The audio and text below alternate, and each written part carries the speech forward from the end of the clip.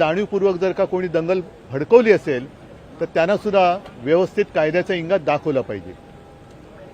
एकूणच काय की हे सरकार जे आहे सत्ताधारी ढिगभर आहेत आणि विरोधी पक्ष फक्त मुठभर आहेत।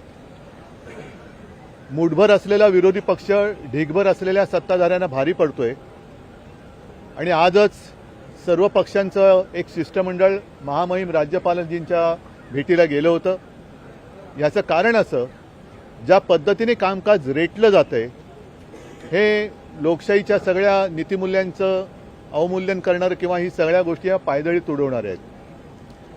ज्या वेळेला राज्यपाल महोदय येतात आणि सदस्यांसमोर भाषण करतात तेव्हा ते माझं सरकार असं म्हणतात किंवा आपलं सरकार असं म्हणतात। याचा अर्थ त्या सरकारची जबाबदारी महामहिम राज्यपालांची देखील आहे आणि जर ही राज्यपालांची जबाबदारी असेल तर साहजिकच आहे कामकाज कसं चाललं पाहिजे आणि ते जर का व्यवस्थितपणाने चालवलं जात नसेल तर सत्ताधारी पक्षाचा सुद्धा कान पकडण्याचा अधिकार हा राज्यपाल महोदयांना आहे, तो त्यांनी बजावला पाहिजे।